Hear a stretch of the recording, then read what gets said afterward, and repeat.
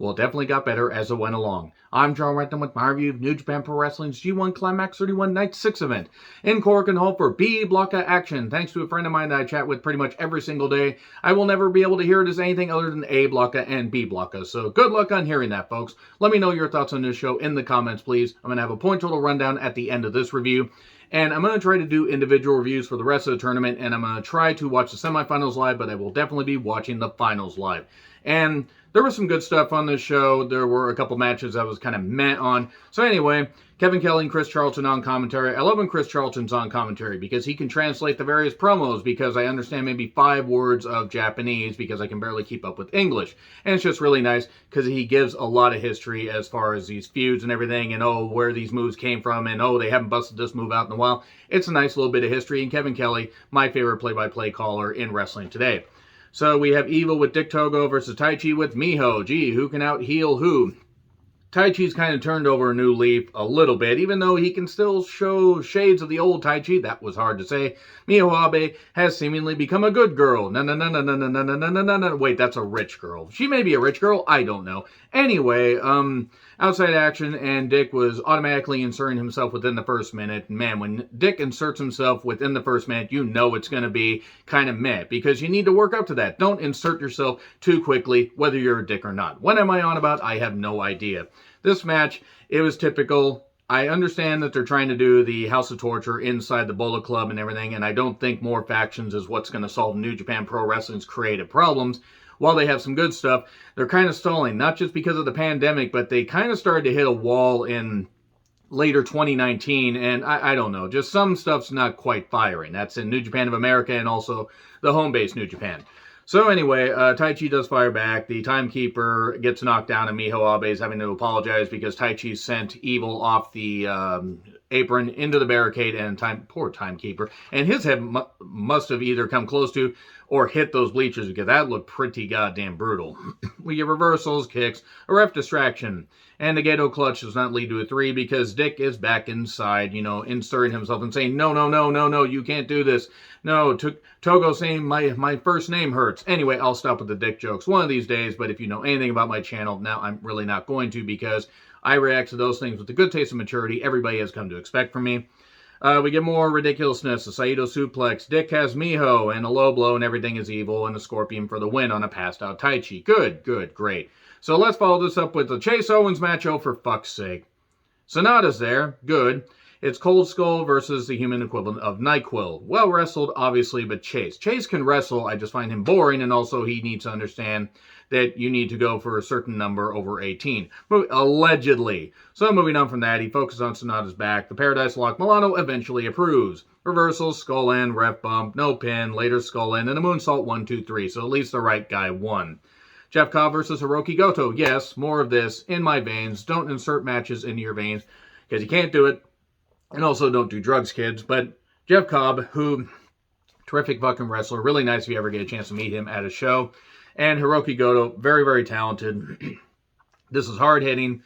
Goto kind of a little more motivated because he wants to prove that whole thing of him winning the G1 one time and being a great performer in it, even though he's kind of slid down as far as getting a point total recently. I forget what it was. Was it 2018 or 19 that he had actually a pretty good point total? But the whole point is usually it's kind of stalled for a bit for him. Now he has managed to put in good performances, but maybe things are starting to pass him by. Well, he focused on Jeff Cobb's shoulder, beating him up for a bit. Goto does come back with his own power, but Cobb is just fucking ridiculous with the shit he can do. And a belly-to-belly into an armbar, very nice stuff. Deadlift German by Cobb. Very nice lariat, some good chops and everything, but eventually pulled up into the Tour of the Islands, 1, 2, 3, and Jeff Cobb gets the victory. Tanahashi versus Tama Tonga with Jado. So the only time these guys faced off in the G1, according to Chris Charlton, Tama Tonga won. Okay, cool. Nice little bit of storytelling there. Starts slow as expected. Tana is near the end. If he goes to Wrestle Kingdom 17, I will be amazed. I think next year could be his last G1. I don't know. It's just, he's got an iron will, as is in his namesake and everything, but the spirit is willing, the body is breaking down. And I want him to be able to live long enough in good health to see his kids grow up and everything. He should be able to see the success of New Japan and be part of it, but his body's breaking down. Tama Tonga does fire up. The Tongan Death Grip, shades of his dad, and even Tanahashi tries to go with that. And we get a Sling Blade, High Fly Flow by Tama for 2. So that's some good stuff. It's a nice little move reversal. Ace is high, High Fly Flow misses. Gun stun, but he's got all this adrenaline and no cover. He covers too late and then gets trapped into Crucifix 1, 2, 3. So Tama Tonga loses. Almost gets the victory, but man, oh geez, if he hadn't gotten so fired up. But it is what it is. So Hiroshi Tanahashi getting 2 more points. And then Yoshihashi versus Okada. Is Okada enough of a magician to make me interested in a long Yoshihashi main event?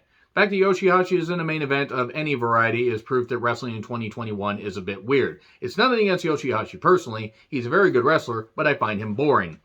Some good stuff. Yoshihashi did step it up here. He did some good, he hit some good chops, hit some good, moves, and he can work, but again, I find him boring. He did get the butterfly lock on a couple times. The money clip, I don't really think is working for Okada. Rainmaker pose, and then Yoshihashi chops, and he's trying to stop him and everything. He's stopping him at every turn, so he's doing some good stuff. Yoshihashi hits, some lariats and gets a few more counters going. Dragon suplex, double knees for 2.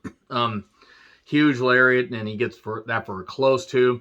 Butterfly again and into a sleeper. Then the tombstone, missed drop kick from Okada. Oh no, could Yoshihashi get the victory? We're about 26 to 27 minutes in before the Rainmaker 1, 2, 3. So Okada gets the victory. Good, because if Yoshihashi had won, I think my brain would have exploded thinking, really, this is what they're fucking doing.